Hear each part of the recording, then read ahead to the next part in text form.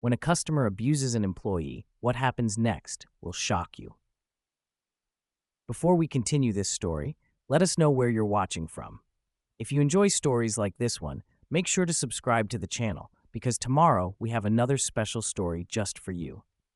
In the everyday chaos of a bustling local market, a young worker named John, who has Down syndrome, struggled to stay calm on his first day on the job. But the peace was shattered when an angry customer began humiliating him with cruel words, while everyone around stood in silence, unwilling to step in. What no one knew was that among the shoppers, a famous Hollywood actor was observing the scene, and what he did next left everyone speechless. John, a 21-year-old young man with Down syndrome, was known for his kindness and dedication. Despite his contagious energy, he battled deep insecurities that few could see. His former stepfather, a cold and abusive man, had left scars on his self-esteem. Short flashbacks showed John as a child, sitting at the table while his stepfather hurled insults. "You'll never amount to anything, boy. Don't even try." The harsh tone and cruel words echoed in his mind as if it were yesterday. But John was resilient. Despite it all, he refused to be defined by those words. Today, that spirit of perseverance was his greatest strength. The local market was small but lively, with shelves neatly stocked and the sound of carts rolling across the polished floors filled the air. John stepped through the main entrance, wearing his uniform with pride. He was greeted by Jack, the manager, who smiled warmly. "Welcome to the team, John. We're happy to have you with us." John eagerly shook Jack's hand. "Thank you, sir. I'll do my best." His training began immediately. John was introduced to his tasks, from organizing products to bagging groceries.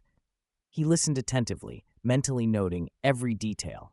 His enthusiasm didn't go unnoticed, but neither did the discreet glances and whispers from some of his colleagues. "He's a bit slow, isn't he?" one of the workers whispered, unaware that John overheard. John pretended not to notice and continued working, determined to prove himself capable. By the end of his shift, he was exhausted but proud of making it through his first day.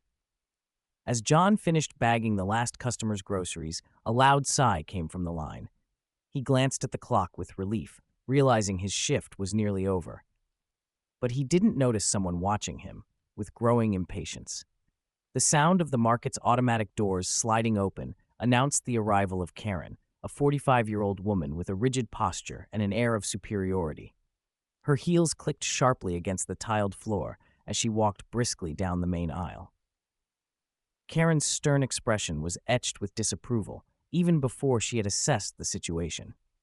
She stopped abruptly, scanning the checkout lines, and let out an exaggerated sigh of irritation. "These stores never know how to organize things," she muttered, loud enough for the other customers to hear. Grabbing a cart, she pushed it forward aggressively, maneuvering through the aisles as if she were in a race.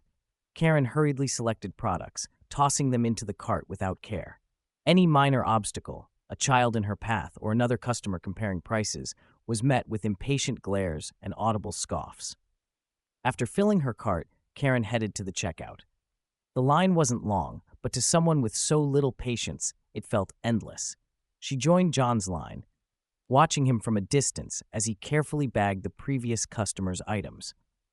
John's methodical movements caught Karen's attention. "Is this for real?" she muttered, rolling her eyes. "How can someone this slow be working here?" When it was finally her turn, Karen slammed her items onto the counter, shoving them forward with frustration.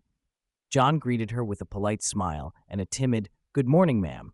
She responded with a cold glare and a sarcastic tone. "I hope this is good because I don't have all day." John began scanning Karen's items carefully, double-checking the codes and bagging them meticulously. However, her piercing stare bore into him. Every small movement he made was met with an audible sigh or the impatient tapping of her fingers on the counter. "Is this going to take long?" Karen asked, leaning forward. "Because honestly, it feels like I'm watching this in slow motion." John's face turned visibly red, and his hands began to tremble slightly. He tried to move faster, but his nervousness only made it worse. His coordination faltered, and a package slipped from his hand, falling to the floor.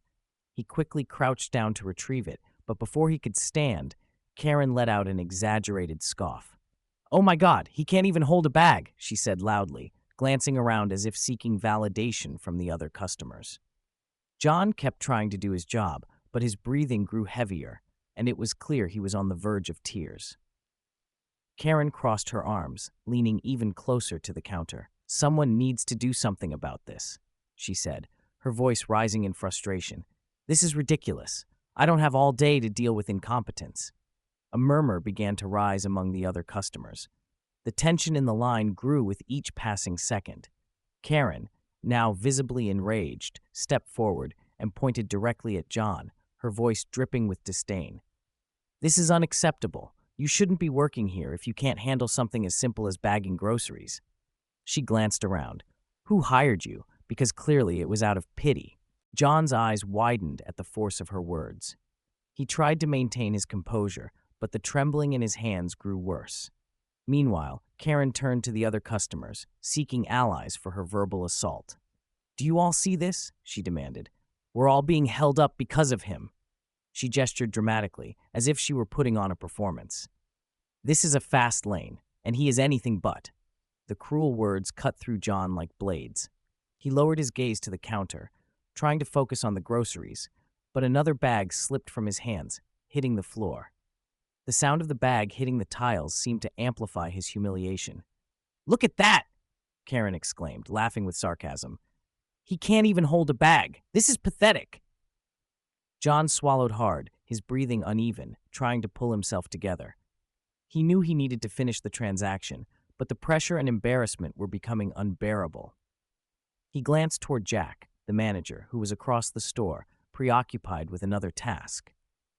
Karen's harsh words triggered painful memories from John's past. He remembered sitting at the kitchen table as a child, his stepfather hurling similar insults at him. "You'll never get anything right, boy. You're dead weight, and everyone knows it." In the memory, John hunched his shoulders, trying to shrink away from the harsh words, but they always found him. Now, standing in front of Karen, he felt the same tightness in his throat as he had back then. "I just want to help," he whispered to himself, his voice barely audible. Karen, noticing that John was shaken, took another step closer. She pointed her finger at him, as if reprimanding a child. "Someone needs to teach you how to do a real job. You're holding everyone up." Her voice was loud enough to echo through the store, drawing the attention of customers in other aisles. Some customers in line began murmuring among themselves. A few seemed to silently agree, while others looked visibly uncomfortable. Several pulled out their phones, recording the unfolding scene. John tried to open his mouth to respond, but the words wouldn't come out. Tears welled up in his eyes, but he fought to keep them from falling. At that moment, the sound of firm footsteps approaching the line drew everyone's attention. Karen's gaze, still fixed on John, was interrupted by someone who had finally decided to step in. The market seemed to plunge into an uncomfortable silence. The usual chatter of cashiers, the hum of shopping carts gliding over the tiled floor, and the buzz of customers all became muffled by the tense atmosphere that now hung heavily in the air. All eyes turned toward the source of the approaching footsteps. All eyes were now on the checkout line, where Karen gestured angrily, her sharp voice resonating throughout the store.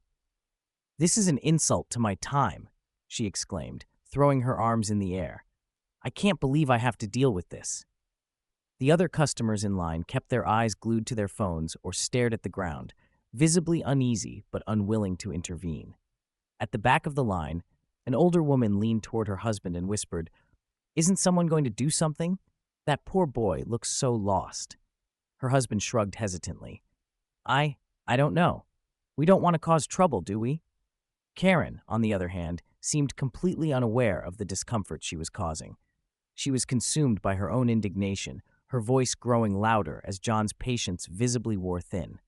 The once inviting market now felt oppressive to John. He glanced around, noticing the mixture of judgmental, pitying, and indifferent gazes surrounding him. The fluorescent lights above his head made his vision feel blurry, as if they were intensifying his vulnerability. Karen continued her tirade, making a deliberate effort to emphasize every word, ensuring that everyone in line heard her frustration. "This is what we're paying for?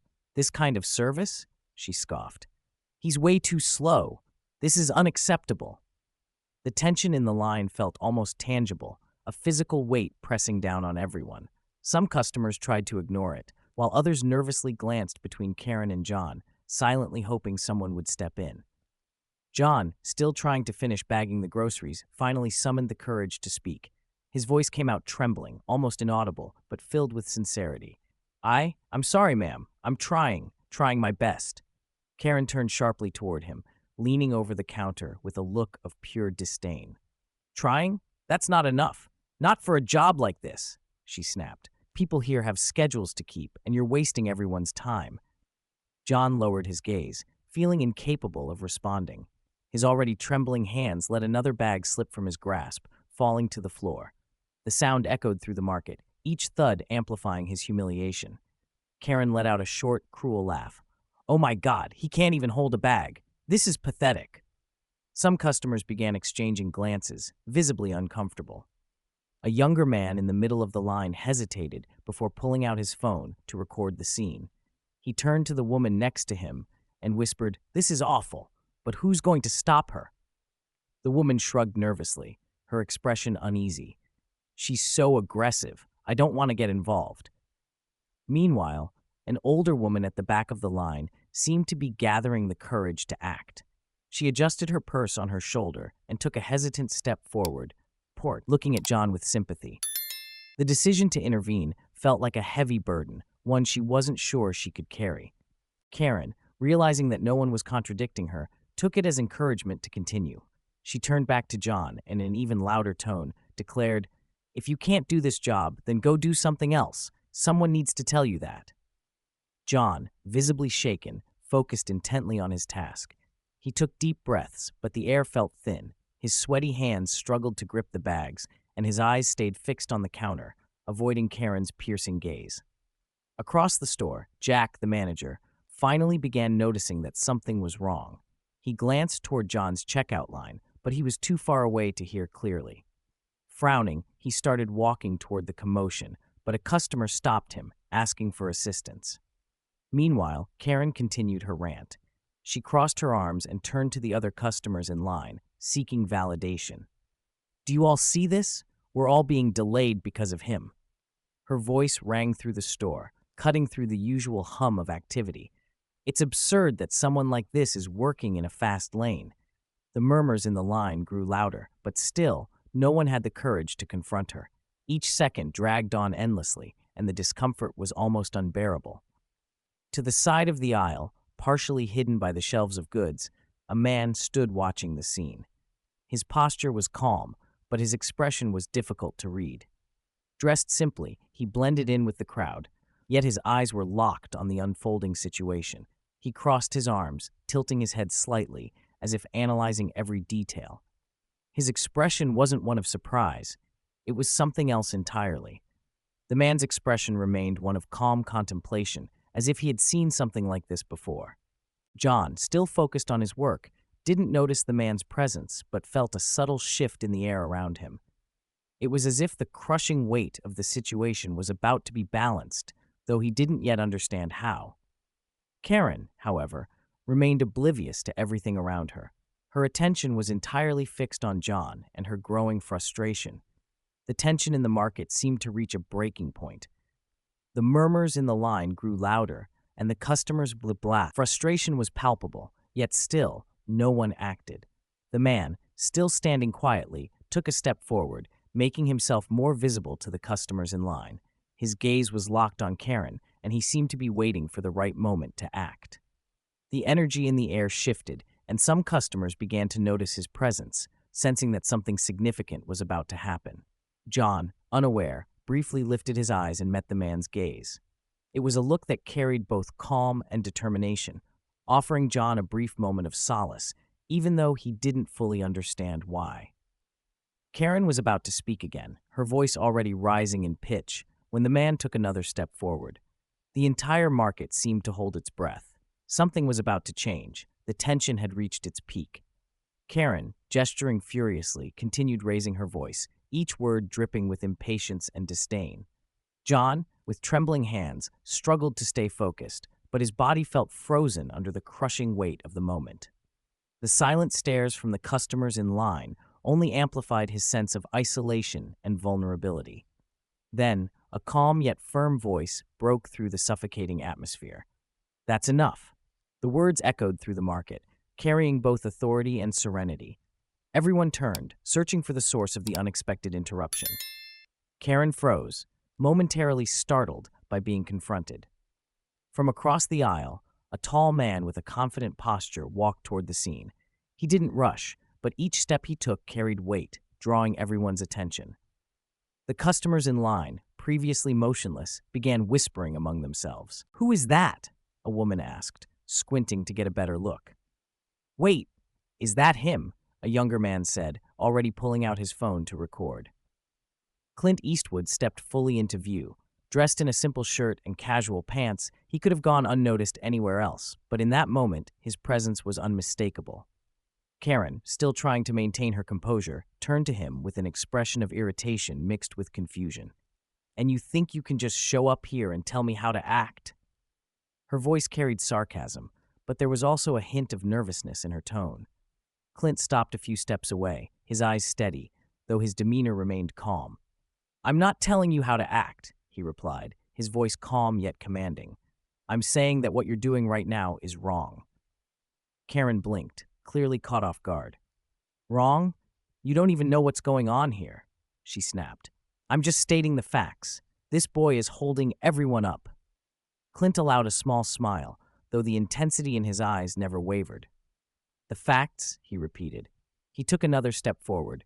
"The fact is, he's doing his job, and you've chosen to humiliate him for it." His voice remained steady, but the meaning behind his words hit hard. There's a big difference between stating facts and using them as a weapon. A murmur spread among the surrounding customers. But this time, the attention wasn't on John, it was on Karen. John, still frozen behind the counter, looked at Clint with wide, uncertain eyes. He didn't understand why this man was stepping in, but for the first time, he felt a wave of relief, as if someone had finally heard his unspoken plea for help. Clint took a step closer to John, his expression softening. "What's your name?" he asked, his tone both calm and encouraging. "John," the young man stammered, his voice trembling. Clint nodded. "John, you're doing a great job here. Don't let anyone convince you otherwise." He gently placed a reassuring hand on John's shoulder, as if transferring some of his confidence to him. "We all have tough days, but those don't define who we are. Do you understand that?" John nodded slowly, his eyes welling up with tears. He couldn't find the words to respond, but the crushing weight he had felt moments before now seemed a little lighter. Karen, now visibly flustered, opened her mouth to reply, but the entire market was no longer on her side. Karen, now uncertain of her stance, crossed her arms and let out a short, nervous laugh. "Look, I don't know who you think you are, but this has nothing to do with you. I just want fast service, and he's clearly not up to the job." Clint turned to her, his expression shifting to something more serious. "I'm someone who believes in respect. It doesn't cost anything to be kind, and you've clearly lost sight of that." Karen scoffed, but her voice no longer carried the same strength. "I have the right to be frustrated. I'm wasting my time here." Clint nodded slightly. "You absolutely have the right to feel frustrated. What you don't have is the right to take that frustration out on someone who's done nothing to deserve it, especially someone who's here to help." Customers who had been silent until now started to chime in. A woman in the middle of the line spoke loudly enough for everyone to hear. "He's right. It's not fair to treat the young man like this." Another person standing closer to Karen added, "We're all waiting in line, and no one else is complaining. What makes you think you're different?" Murmurs of support for Clint began to grow. Karen looked around, realizing that the support she had expected wasn't there. Instead, she found herself surrounded by disapproving gazes. Customers nodded in agreement, many still recording the moment on their phones. The energy in the market had completely shifted. What had started as a moment of humiliation had now turned into an act of unity. Before leaving, Clint turned back to John. "Keep being yourself," he said, smiling, "because who you are is already more than enough." As Clint walked out of the market, the customers burst into applause, but for John, the impact of that moment wouldn't fade anytime soon. He looked at the line and saw supportive, encouraging expressions. For the first time in a long while, he felt like he mattered. The echo of Karen's heels faded as she exited through the market's automatic doors. The brief silence that followed was quickly replaced by murmurs among the customers. Conversations about what had just happened spread through the line, with some still glancing at the videos they had recorded on their phones. She had no right to talk to him like that, an older woman remarked to the person next to her. That was incredible. I never imagined someone like Clint Eastwood would show up here, another customer replied, still in awe. Meanwhile, as others reflected on the event, John remained frozen behind the counter, still processing everything that had happened. He stared at his hands as if trying to understand how a moment of humiliation had transformed into something so powerful. Jack, the market manager, who had finally made his way over to check on the situation, placed a hand on John's shoulder. "Are you okay, John?" he asked with genuine concern. John looked at Jack and gave a small smile. "Yes, I'm okay." There was something different in his voice, a touch of confidence that hadn't been there before. Clint's words echoed in his mind. "Your worth isn't measured by how quickly you bag groceries. Your worth is who you are." John took a deep breath, as if releasing a weight he had carried for far too long. As John returned to work, the customers in line began treating him differently. A woman smiled warmly as she handed him her items. "You're doing a great job, John. Don't let anyone tell you otherwise." An older man in the line also made a point to speak up. "Hey, son, keep it up. You've got more courage than most people out there." These small but sincere words were like bricks rebuilding John's self-esteem, one at a time. The atmosphere in the market had completely transformed. A sense of solidarity now filled the air. Customers chatted among themselves, many praising John or discussing the power of small acts of kindness. A young woman, still holding her phone, approached Jack. "That was amazing. Did you see how he handled everything? You should post this on social media. People need to know how incredible John is." Jack smiled and nodded. "I agree. But right now, the most important thing is making sure he knows that." Unexpectedly, the market felt different. It wasn't just another day anymore. It was a reminder that kindness matters, respect is powerful, and that sometimes one person standing up can change everything. The market no longer felt like just a place of commerce. It felt like a community. People who had been strangers just minutes earlier were now chatting like old friends. When his shift finally ended, John walked to the locker room with slow, measured steps. He sat on a wooden bench, staring at his uniform, reflecting on everything that had happened that day. For so long, he had believed he was invisible, that people only saw his mistakes or his differences. But today felt different. Clint's words had ignited a flame within him, something he barely knew existed: pride in himself. He remembered his mother's words that morning, telling him how important he was to their family. And now, for the first time, he was starting to believe it. Outside the market, Clint Eastwood walked calmly toward a parked car. He wasn't seeking recognition or applause. For him, this was just another day of doing what was right. Before getting into the car, he glanced back at the market one last time and smiled. He knew that moment wasn't about him. It was about John and how a single act of empathy could change the course of a day, perhaps even a life. The next day, the impact of the event began to spread. A video of Clint standing up for John went viral, shared by millions across the globe. Hashtags like Respect for John and Kindness Matters began trending, drawing attention to the importance of treating everyone with dignity. People who had been in the market that day shared their experiences, inspiring others to reflect on how small actions can make a big impact. John, who had once been afraid of being noticed, was now seen as a symbol of resilience and strength. The narrator closes the story with a reflection on the power of choice. Every day, we are given the opportunity to be kind, to lift others up instead of tearing them down. No matter how small the action may seem, it can have a profound impact. In the end, we are all responsible for creating a world where respect and empathy are the norm, not the exception. The next morning, as John walked to the market, something felt different. He no longer carried the weight of the cruel words that had once haunted him. Instead, he carried the words of encouragement and support he had received the day before. When he stepped inside, Customers in the checkout line greeted him with warm smiles and words of encouragement. John smiled back, feeling, for the first time in a long time, like he belonged. And in that moment, he knew he would never feel alone again.